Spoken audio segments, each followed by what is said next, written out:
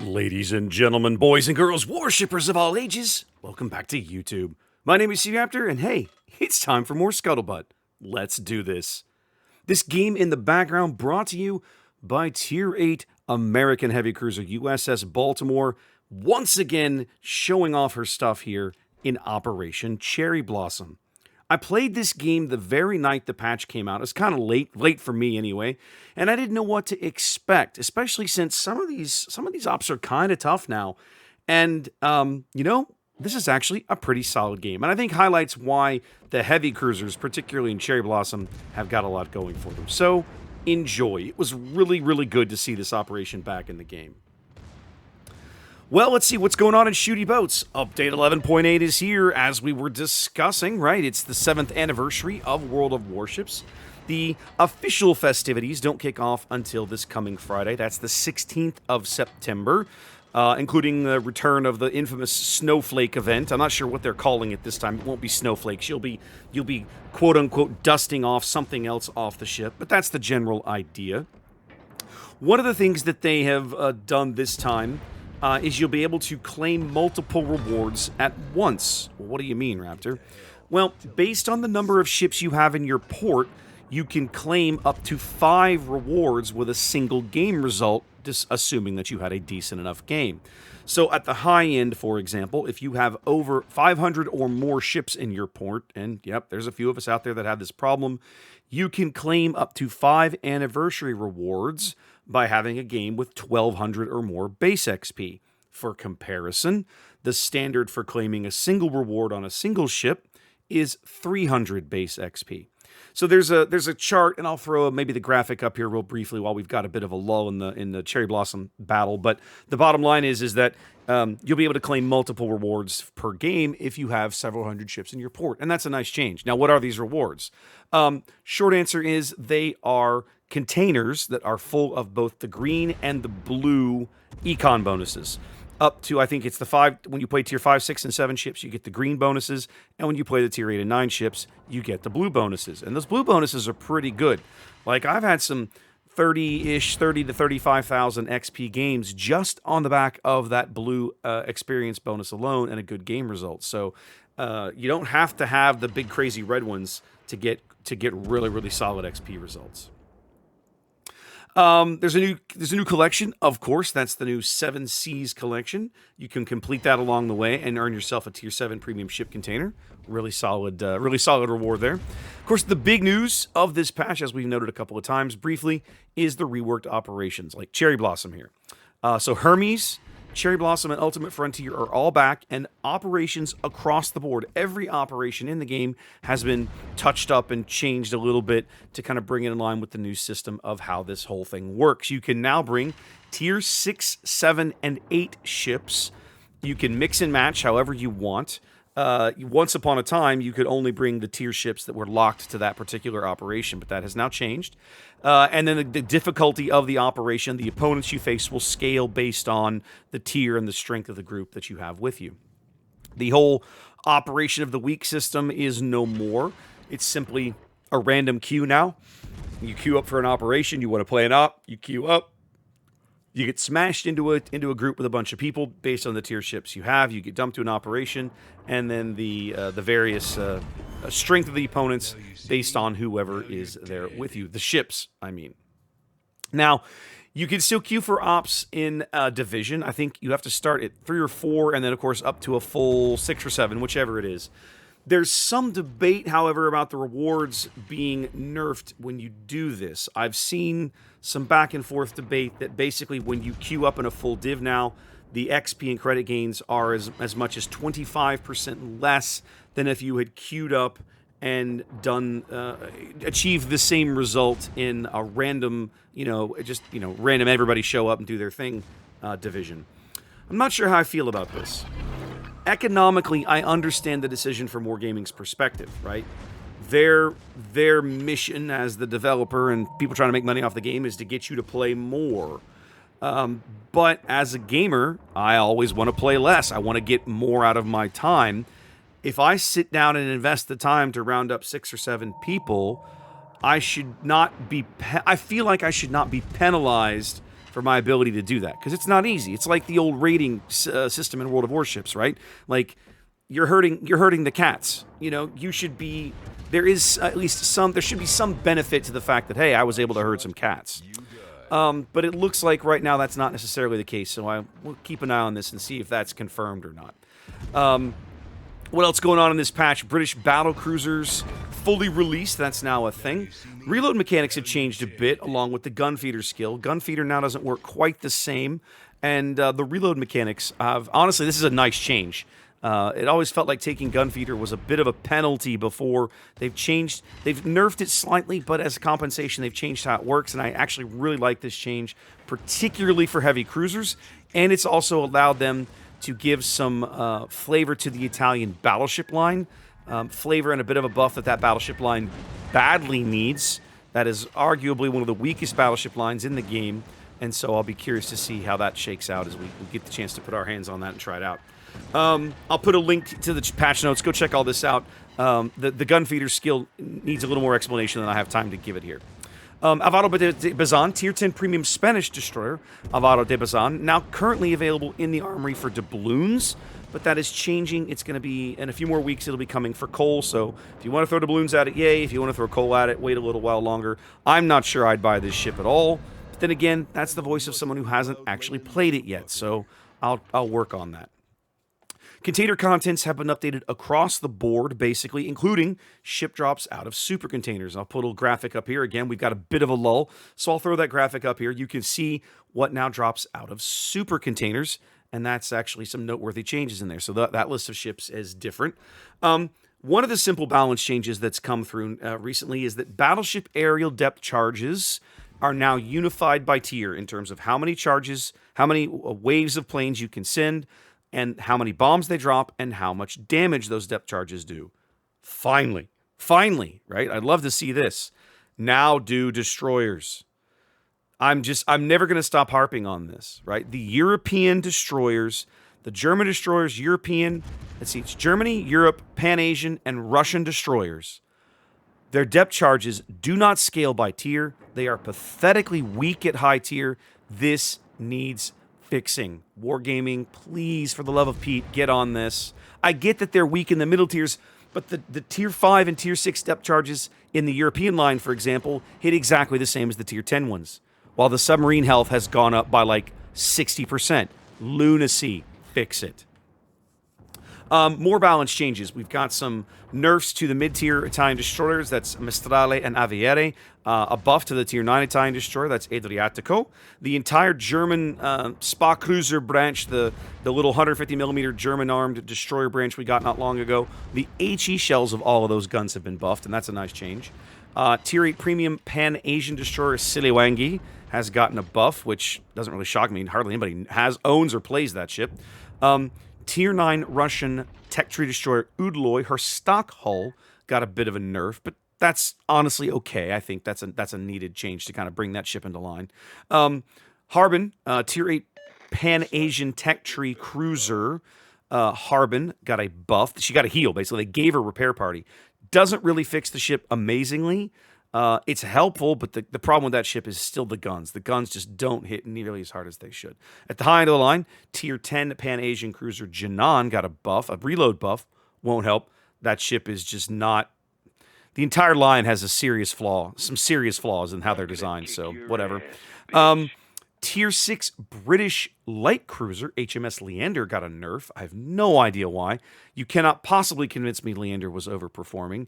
Maybe the goal here is to make all the other light cruisers look better because Leander's just a little worse. I don't know. It's very strange. Tier 9 Premium British Battleship HMS Marlborough got a slight Sigma buff. Tier 8 Premium French Battleship Champagne got a big HP buff. Tier 6 Japanese Aircraft Carrier Ryujo got her torpedoes nerfed. Again, for those of you keeping score at home, this is like the third or fourth time this has happened.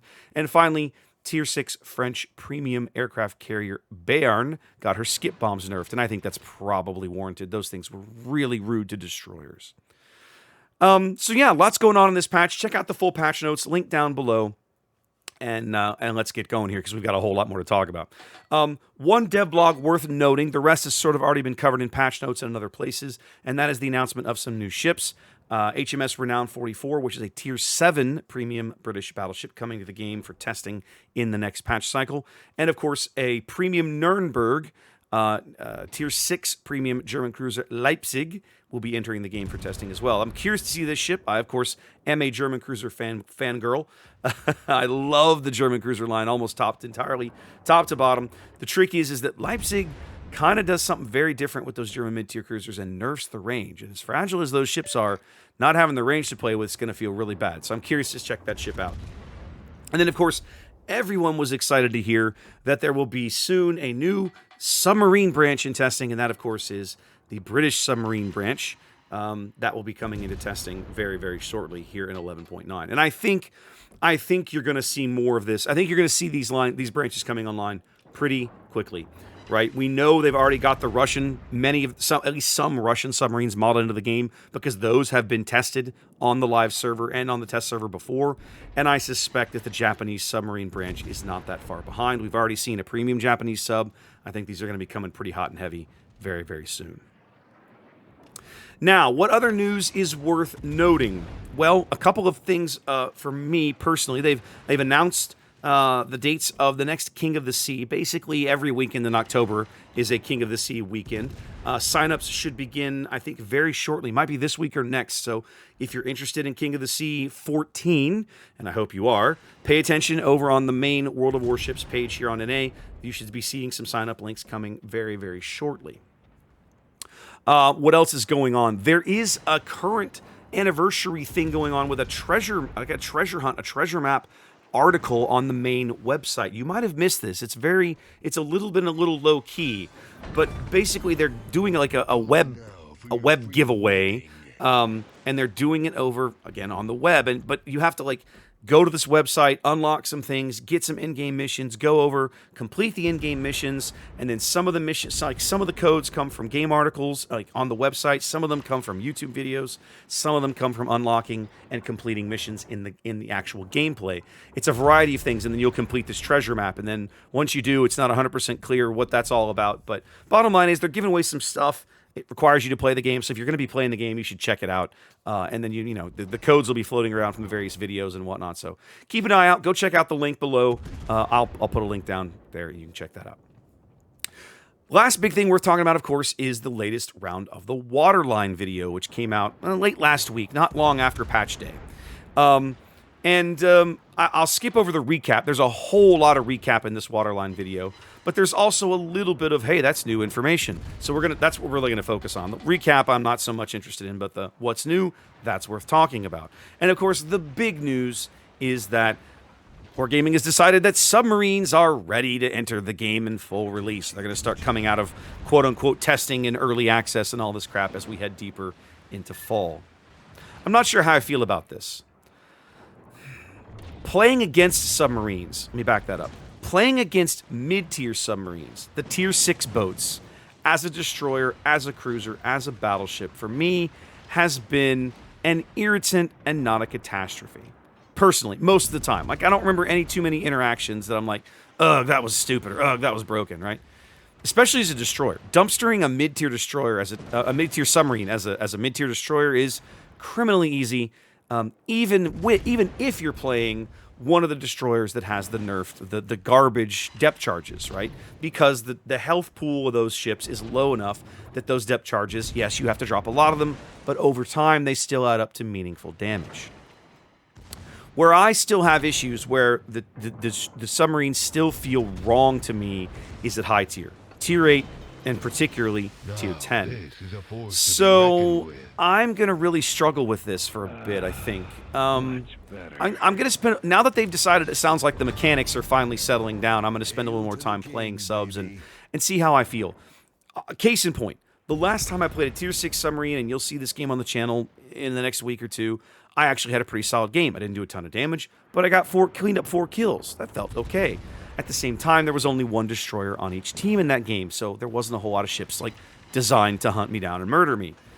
The last time I played a Tier 10 destroyer, it was an abject disaster. I was one of these, hey, let's charge forward guys, and I got dumpstered off the board in seconds, having accomplished exactly nothing.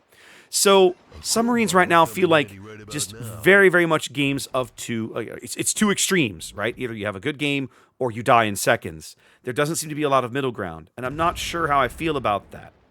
We'll talk more about this in the coming weeks, but anyway, subs are coming, kids. So Bohica, that's all I got to say. This year's Black Friday ships have been announced. That's going to be Napoli, Kearsarge, Mines, Chkalov, and Shinonome. I was very surprised to see Shinonome on this list. Shinonome previously a reward exclusive to one of the beginner campaigns, and now they're going to let you just buy the thing. It's like, well, why not just keep encouraging people to do the beginner campaign so they, learn more about the game? Yay. Whatever. They've announced 2 more upcoming branches of ships. We're going to get a American hybrid battleship branch. Just what we needed. And then there's an alternate European destroyer branch coming earlier in, apparently sometime next year, encompassing the nations of Greece, Poland, Norway, and Turkey. I'll be curious to see this. Want to see how this line is structured. There's a lot of potential ships you can mix and match into a branch there. So I'm glad they're continuing to explore the European destroyers of other nations than Sweden. Last but not least, we have to talk about this because it kind of got a little glossed over in the Waterline video, but I feel like this is a big deal and is very, very telling. And that is the announcement that they're going to be starting to test cross-server queues. Now, before we get too far down this road, you have to realize that this will only, for those of us on NA, EU, and Asia, this will only impact EU. The RU and Chinese servers have now been spun off into their own entities. They won't have any interaction anymore with the other servers in this regard. So, what we're really talking about is combining the queues for Asia, Europe, and North America. Is this necessary? I don't know. Is it a good sign? Probably not, right? Jingles talked a little bit about this in this week's Mingles with Jingles that came out not long ago, just this morning, I think. And he's got a good point. You generally don't see this sort of thing attempted when everything's hunky-dory and server populations are strong. With that said, if you go back and you look at historically where we are from a average daily login perspective through the end of the second quarter, there's not a lot to be worried about. We've been here before. These are numbers we were seeing back in 2017, 2018, very early 2019 before the carrier rework. And this wasn't even on the radar. Now, maybe it wasn't on the radar because of a tech limitation. Maybe they wanted to do it and couldn't back in that era. I don't know. The trend line, of course, isn't great, right? We haven't seen the third quarter numbers yet. Those will be coming out in a couple of weeks. And we'll, in early October, we'll be able to look and say, oh, yeah, they better be doing this. Things are getting bad. I don't know. We'll have to see. But my second quarter video that I did on server populations doesn't seem to indicate that we need this just yet. So, I don't know. It doesn't feel like it's a good sign. But right now, based on the public numbers we have at hand, it also doesn't feel necessary. So I'm not sure what the goal here is with queue times.